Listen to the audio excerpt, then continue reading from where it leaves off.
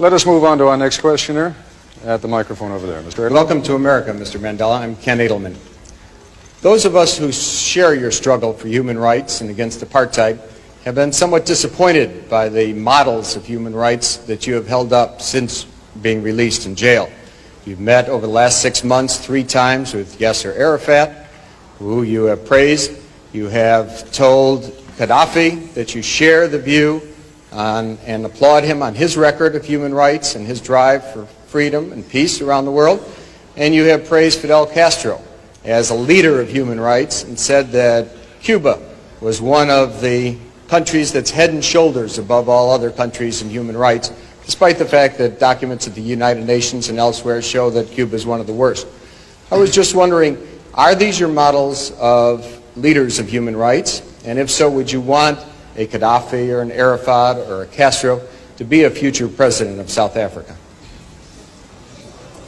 One of the mistakes which some political analysts make is to think that their enemies should be our enemies.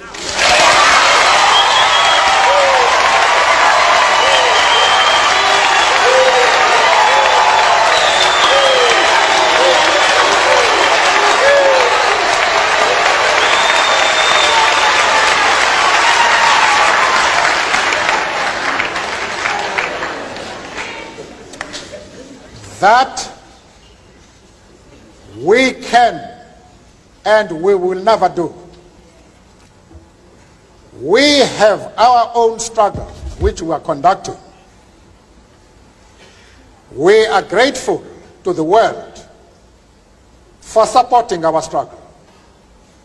But nevertheless, we are an independent organization with its own policy. And the attitude of every country towards, our attitude towards any country is determined by the attitude of that country to our struggle.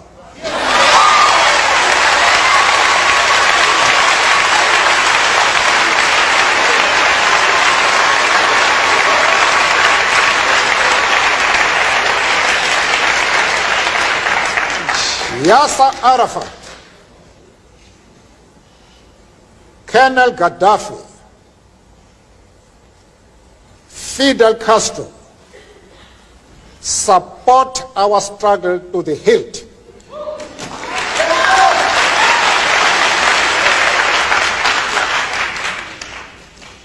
There is no reason whatsoever why we should have any hesitation about hailing their commitment to human rights as they are being demanded in South Africa.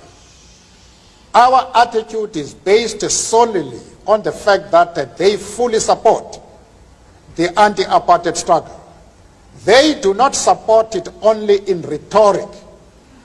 They are placing resources at our disposal for us to win the struggle.